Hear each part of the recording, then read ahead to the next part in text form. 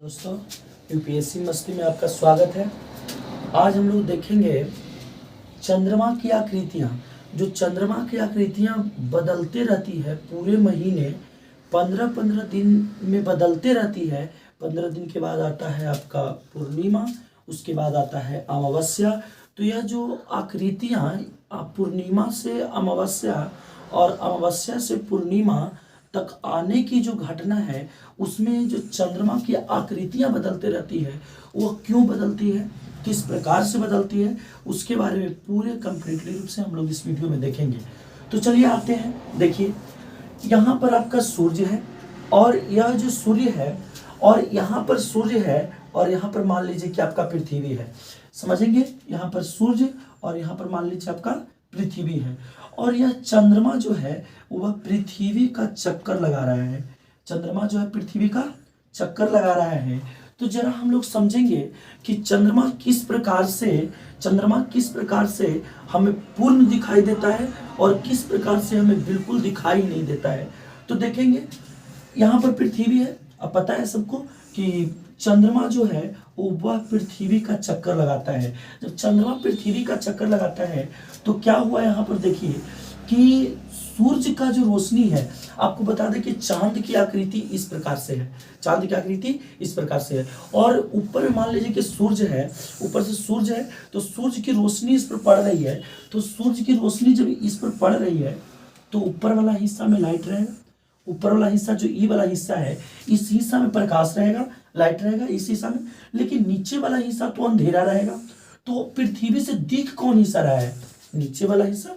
और जब पृथ्वी से निचला हिस्सा दिख रहा है तो पृथ्वी से निचला हिस्सा पूरा अंधेरा दिख रहा है। तो उस कंडीशन में चांद हमें दिखाई नहीं देता है। चांद बिल्कुल दिखाई नहीं देता है।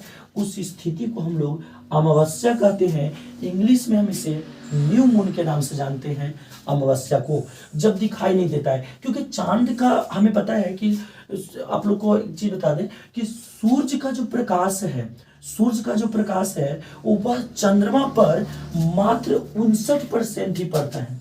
हम लोग अगर बात कर लें कि 59, अर्थात जितना सूर्य का प्रकाश चंद्रमा में पड़ेगा वही सिर्फ हम देख पाएंगे। तो मात्र 59%, कितना भी ज्यादा हो जाए, 59% ही सूर्य का प्रकाश चंद्रमा पर पड़ता है और 59% हम लोग चांद को देख भी पाते हैं। तो यहाँ पर इस स्थिति में अमावस्या होगा, क्योंकि नीचे वाला हिस्सा में अंधेरा और ऊपर हिस्सा में लाइट है। तो ऊपर वाला हिस्सा तो सूर्य की ओर है, तो हम लोग इसको देख नहीं पाते पृथ्वी से। तो इस कंडीशन में अमावस्या होता है।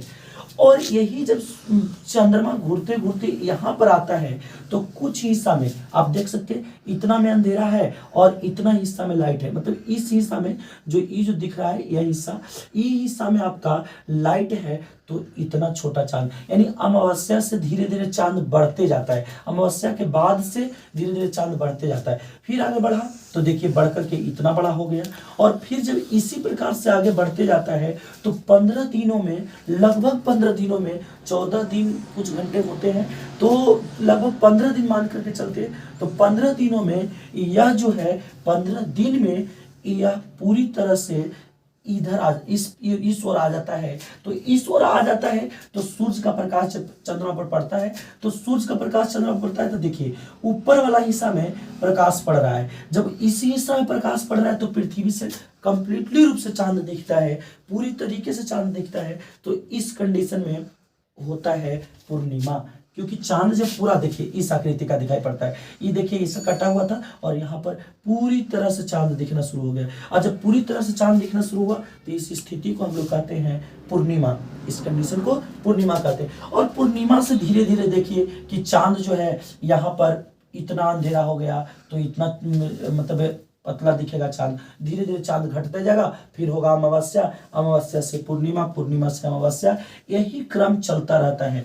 अब बात रही कि यह क्रम कितने दिन, कितने घंटों में यह क्रम पूरा कर लेता है। चंद्रमा पृथ्वी को एक चक्कर, यानी अमावस्या से पुनः अमावस्या तक आने में या पूर्णिमा से पुनः पूर्णिमा तक आने में चांद को कितना समय लगता है। तो आप देख सकते हैं 29 दिन 12 घंटे 44 मिनट, 29 दिन 12 घंटे 44 मिनट का समय लगता है इसे पूर्णिमा से पुनः पूर्णिमा तक पहुंचने में। पूर्णिमा से पूर्ण पूर्णिमा तक पहुंचने में इसको 29 दिन 12 घंटे 44 मिनट का समय लगता है।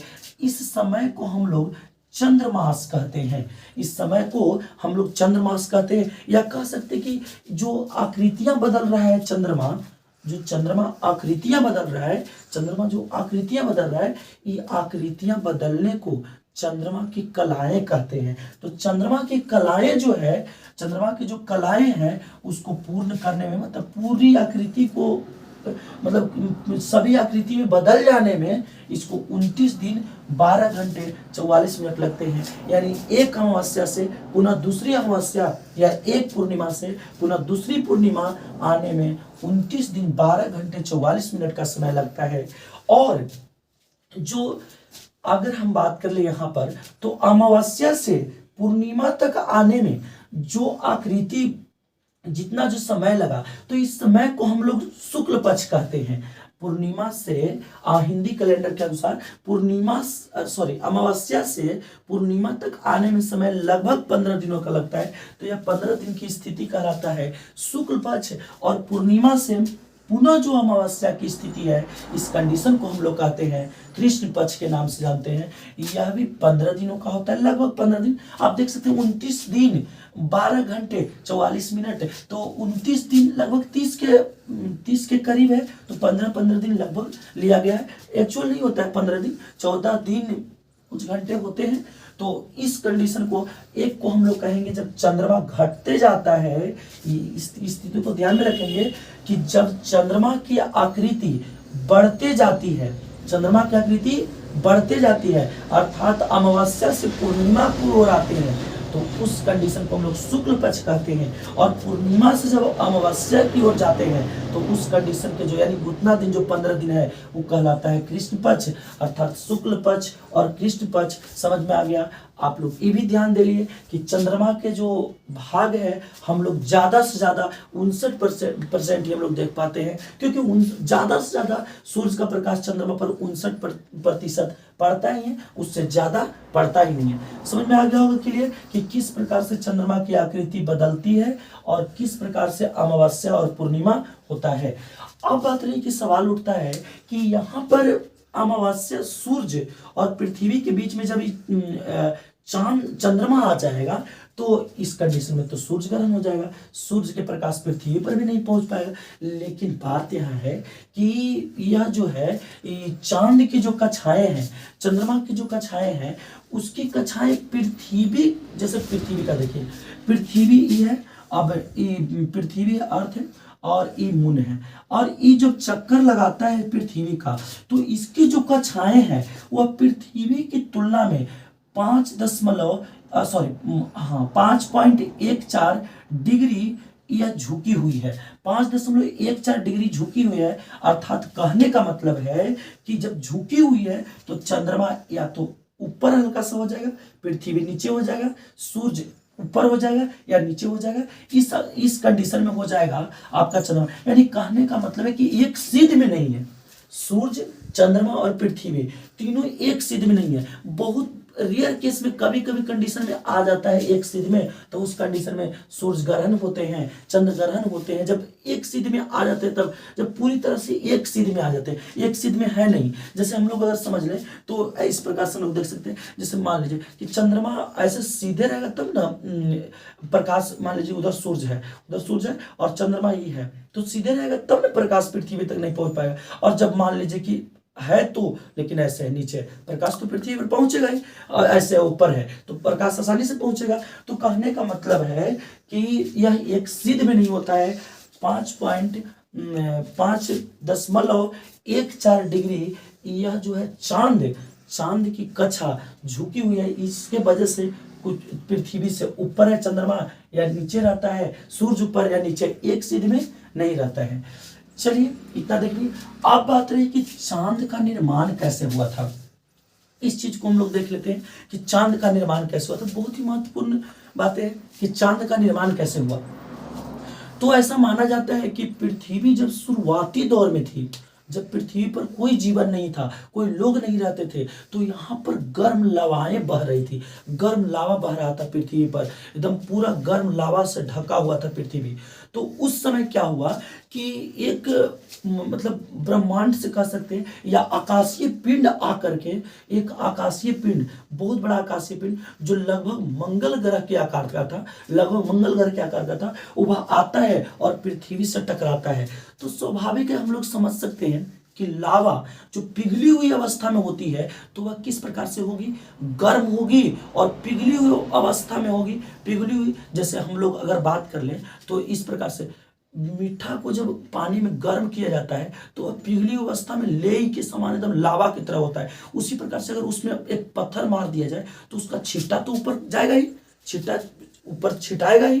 तो उसी प्रकार से जैसे ही पृथ्वी पर वह पिंड, आकाशीय पिंड पृथ्वी पर टकराया तो छिट्टा के रूप में लावा जो पृथ्वी पर था वो छिट्टा के रूप में, छिड़का के रूप में ऊपर छिटा गया, मतलब ऊपर भिगाया। जैसे इस प्रकार से हम आपको बताएं कि मीठा छिटा सकता है, जैसे पूरा मीठा गर्म कर रहे हैं, पूरा लेई के समान एकदम बना हुआ है, पानी कढ़ाई में गर्म हो रहा है और उसमें जब पत्थर मारेंगे तो ऊपर छिटा बनेगा। उसी प्रकार से पृथ्वी पर जब गिरा आकाशीय पिंड तो छिड़का पूरा ऊपर उठा और वायुमंडल में फैल गया। और जब वायुमंडल में फैला तो ऐसा हुआ कि वह सभी छींटा कालांतर में गर्म होने की वजह से एक में चिपक गया, और जब एक में चिपक गया तो वही बन गया क्या है, आपका चांद। और वो जो पिंड टकराया था आकर के, जो मंगल ग्रह इतना बड़ा था पृथ्वी पर टकराया था, उसको वैज्ञानिकों ने नाम दिया था थिया। वह जो पिंड टकराया था उसको वैज्ञानिकों ने थिया नाम दिया था, जो पिंड टकराया था से उसको, इसी वजह से फिर चांद का निर्माण हुआ। अब बात रही, अगला आता है सवाल कि चांद में दाग कैसे क्यों दिखता है। दाग जिसको हम लोग बोलते हैं कि चंदा मामा है, ये कहाँ से आता है, ये दाग कहाँ से है, चंदा, ये जो चंदा मामा जिसको बोलते हैं, दाग कैसे है।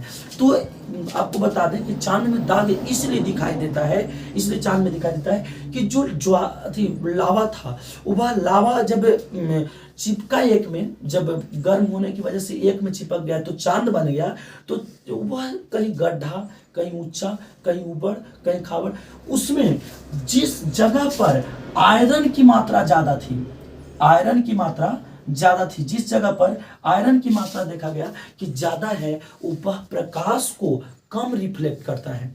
जहां जहां उच्च छीटा में आयरन की मात्रा थी, और आयरन की मात्रा जहां जहां ज्यादा है वह प्रकाश को कम रिफ्लेक्ट करता है, इसीलिए वह काला दिखाई पड़ता है, दाग सा दिखाई पड़ता है। तो यह भी क्लियर हो गया होगा कि चांद में दाग क्यों दिखाई पड़ता है। वो चंदा मामा बैठे हुए नहीं है, बल्कि वह क्या है, वह आयरन की वजह से वह चमकता नहीं है और कम चमकता है, प्रकाश को कम रिफ्लेक्ट करता है, जिसकी वजह से वह कैसा दिखाई पड़ता है, काला दिखाई पड़ता है।